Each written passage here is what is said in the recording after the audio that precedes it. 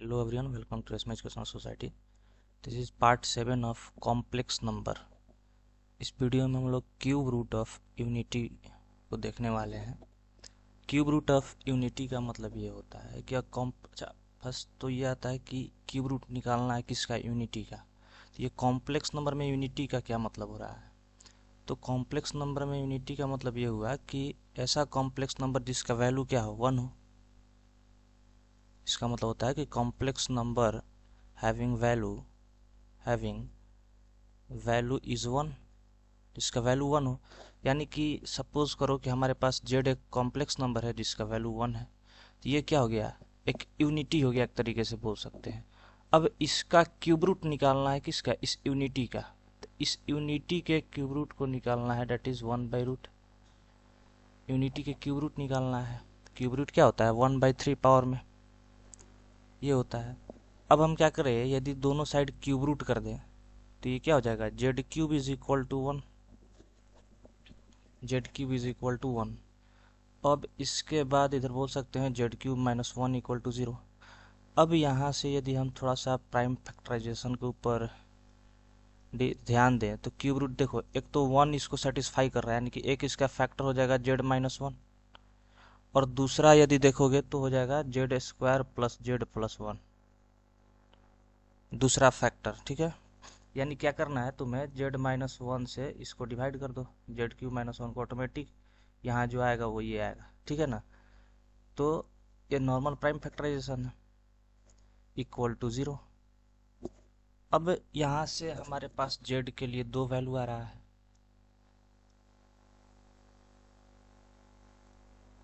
ठीक है, यहाँ से हमारे पास जेड के लिए 3 वैल्यू ऐसे आएगा। एक तो हमारे पास जेड इक्वल टू 1 आया, यानी कि सिंपल बोले तो एक तो आया जेड-1 इंटू ऐसे टू जेड² प्लस जेड+1, ये आया इक्वल टू 0।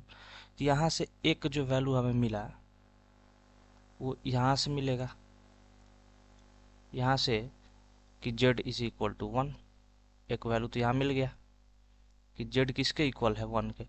अब ये चूंकि हमारा क्वाड्रेटिक इक्वेशन है, ये हमारा क्या है, क्वाड्रेटिक इक्वेशन है। यहाँ से z का वैल्यू हमारे पास कितना आएगा, 2। तो यहाँ हम क्या करेंगे, जो श्रीधाराचार्य रूल है, जो फार्मूला है z निकालने का, वो फार्मूला लगा देंगे, -b प्लस माइनस ये वाला, -b plus minus under root है d/2 है। ये क्या है, क्यूब रूट निकालने का क्वाड्रेटिक में। इसी फार्मूले का इधर यूज़ करेंगे तो ये हो जाएगा -1 plus minus under root b²। d क्या होता है, b² -4ac, तो b², डेट इज 1 का square -4ac, 4 into 1 into 1 divided by 2 है, डेट इज 2 इंटू 1। तो यहाँ से यदि हम और थोड़ा आगे प्रोसीड करें तो इसको हम लिख सकते हैं 1 प्लस अंडर रूट में, देखो अंदर में हो जाएगा 4, माइनस का 3 हो जाएगा, तो -3/2 कुछ इस तरीके से होगा। तो अब हम नेक्स्ट पेज पर चलते हैं और इसको थोड़ा ध्यान देना कि जो हमारा वैल्यू आया वो क्या आया कि -1 प्लस माइनस अंडर रूट -3/2, ये आ रहा है कुछ इस तरीके से। ठीक है, तो अभी हम पीछे देखकर क्या है कि अंडर रूट में -1 जब कभी भी हो उसको आयोटा बोलते हैं। थोड़ा सा इसको मॉडिफाई करके लिखना चाहे तो हम लिख सकते हैं कि plus minus under root 3 iota, आयोटा को बाहर कर दिए, क्योंकि अंडर रूट में -3 है तो इसको हम लिख सकते हैं कि -1 इंटू 3। अब जब है इस तरीके से तो हम इस तरीके से लिख सकते हैं, तो इसका वैल्यू क्या होता है, आयोटा, आयोटा √3 हो गया डिवाइडेड बाई 2।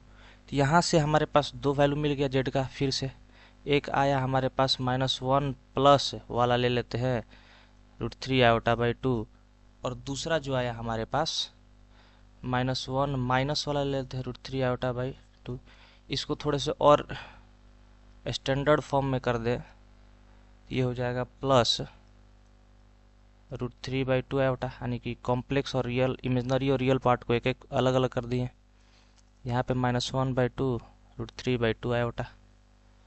तो यहाँ पे हमारे पास जेड का वैल्यू मिला है कि ये, और दूसरा ये, और एक पहले इधर जेड इक्वल टू 1 आया हुआ है, एक पहले से जो है हमारे पास वो है जेड इक्वल टू 1। तो हमारे पास जेड के लिए टोटल कितने वैल्यू मिल गए, 3 वैल्यू। जेड के लिए एक तो ये मिला जेड इक्वल टू 1, एक ये और एक ये। तो इसको क्यूब रूट में हम लोग क्या करते हैं, इसको ओमेगा हम शो करते हैं और इसको हम लोग ओमेगा स्क्वायर बोलते हैं। इसको क्या बोलते हैं, ओमेगा स्क्वायर। इसको देखो ये क्या है, जेड इक्वल टू 1, ये हमारा एक कॉम्प्लेक्स नंबर है। जिस तरीके से Z equal to X plus iota Y लिखते हैं, यहाँ वाई का वैल्यू 0 है। इस केस में जब जेड इक्वल टू 1 है तो यहाँ y इक्वल टू 0 है। तो इसको यदि हम यूलर फॉर्म में लिखे तो यूलर फॉर्म में क्या होगा, 1 into E to the power I theta. Same उसी तरीके से इसको यदि यूलर फॉर्म में लिखे तो ये हो जाएगा 1 इंटू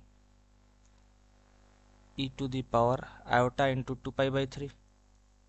और यहाँ पे सेम हो जाएगा, माइनस में बस हो जाएगा 1 into E to the power minus iota into 2π/3।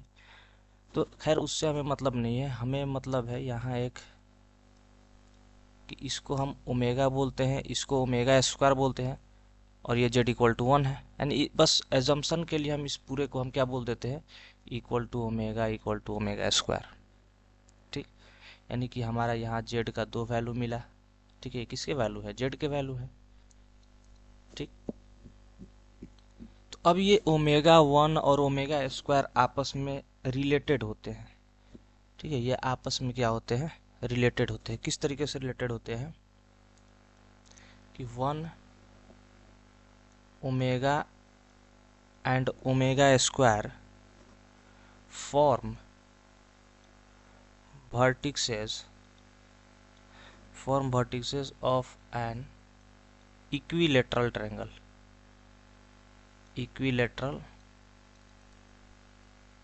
triangle having all the centers coinciding at origin। मतलब कि ये ओमेगा और ओमेगा स्क्वायर एक वर्टिसेस ऑफ ट्रायंगल होते हैं। यदि हम यहाँ पे ये ड्रॉ करें और इस पे हम कोशिश करें डिनोट करने की, तो यदि हमारा ओमेगा 1 तो कहीं इधर होगा। ठीक है, ये हमारा मान लो रियल एक्सिस है और ये हमारा क्या है, इमेजनरी एक्सिस है। तो ये 1 है हमारा। ठीक, तो ओमेगा कहीं मान के चलो इधर होगा इधर ही कहीं ओमेगा हमारा इधर है और ओमेगा स्क्वायर कहीं क्या होगा, इधर होगा। और ये आपस में क्या होंगे, एक ट्रायंगल फॉर्म करेगा। ये आपस में एक ट्रायंगल फॉर्म करेगा और वो ट्रायंगल कैसा होगा, तो ये ट्रायंगल हमारा इक्विलेटरल ट्रायंगल होगा। कैसा होगा, ये इक्विलेटरल ट्रायंगल होगा और ये एक सर्कल के ऊपर लाई करेंगे। ये सब कहाँ लाई करेगा, एक सर्कल के ऊपर में। जैसे कि ये एक सर्कल हुआ, चलो हाथ से ड्रॉ करना पड़ेगा। तो ये क्या हो गया, ट्रायंगल हो गया। और कैसा ट्रायंगल है ये जो ट्रायंगल फॉर्म हो गया, कैसा ट्रायंगल फॉर्म हुआ, इक्विलेटरल ट्रायंगल। कैसा ट्रायंगल, इक्विलेटरल ट्रायंगल, जिसका ओमेगा 1 और ओमेगा स्क्वायर ये क्या है, वर्टिसेस है। ये सब क्या है, इसका वर्टिसेस है। और जितने भी इसके सेंटर होते हैं ट्रायंगल को, सारे इस ओरिजिन पर लाई करेंगे। सारे कितने किस पे लाई करेंगे, ओरिजिन पे। और इसको थोड़ा सा हम कनेक्ट करके इस तरीके से डिस्कस करें तो ये आपस में कितने बनाएंगे, 120, आपस में 120 डिग्री। ठीक है, और ये सारे जो है ये एक सर्कल के ऊपर लाई करेगा ये। ठीक है, ये एक सर्कल के ऊपर लाई करेगा। तो ये क्या बोल सकती है कि रेडियस होगा, तो ये आपस में क्या हो जाएगा, इक्वल हो जाएगा।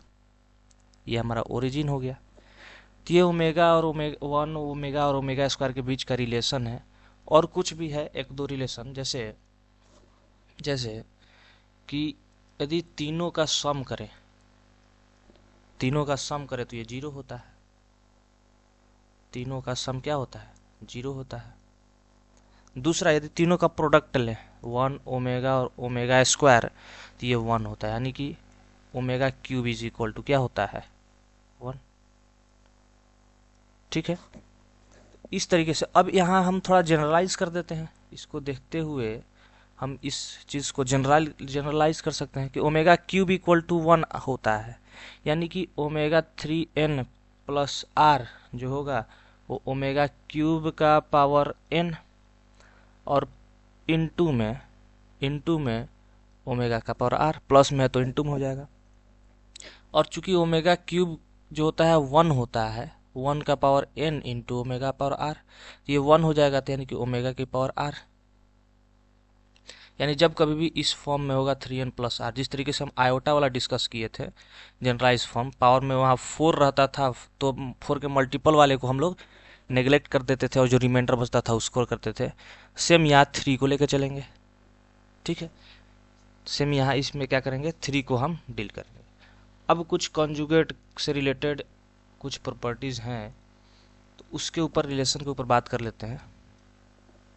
यदि ओमेगा का कॉन्जुगेट देखें तो ओमेगा स्क्वायर के इक्वल होगा, और ओमेगा स्क्वायर का कॉन्जुगेट किसके इक्वल होगा, ओमेगा के इक्वल होगा। अंडर रूट ओमेगा क्या होगा भाई मेरे, अंडर रूट ओमेगा क्या होगा, ये प्लस माइनस ओमेगा स्क्वायर। तो अंडर रूट ओमेगा स्क्वायर किसके इक्वल होगा, तो प्लस माइनस ओमेगा।